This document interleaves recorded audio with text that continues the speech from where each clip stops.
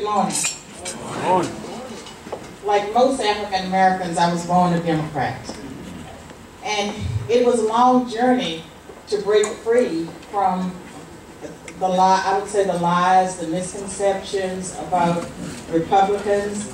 And it didn't happen for me overnight.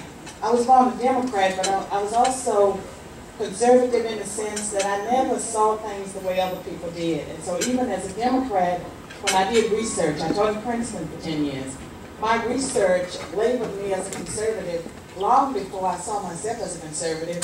I thought I was a good Democrat. Other Princeton faculty got invited to the White House during the time I was at Princeton. I didn't get invited because I was considered conservative, even though I was a Democrat.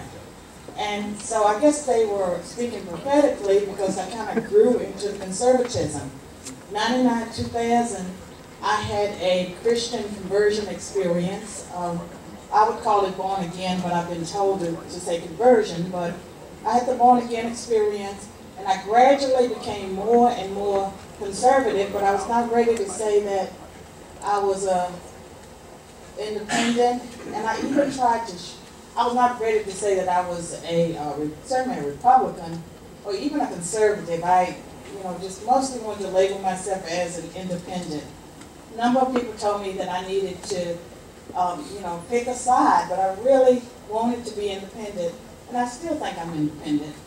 But at some point, I realized I could no longer vote for the Democratic Party. There was such a conflict with my Christian values and principles, so that was the first thing that took place. And then 2008, President Bush appointed me to two positions. One was with the National Endowment for the Humanities, and the other was the Tennessee Advisory Commission on Civil Rights.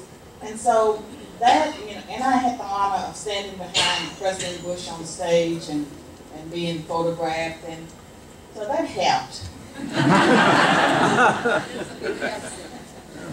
But I think that part of the turning point was Marshall Blackburn. We were randomly seated beside each other on a plane, and it was the morning after the health care vote.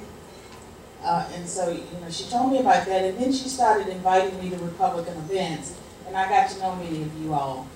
And that was part of the turning point.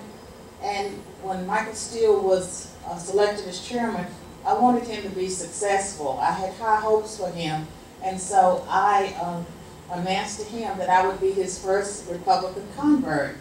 And I regretted that he was not a great chairman, but I've never regretted becoming a Republican. And I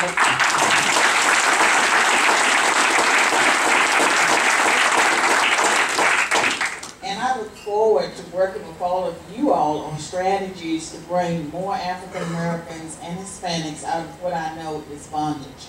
Thank you.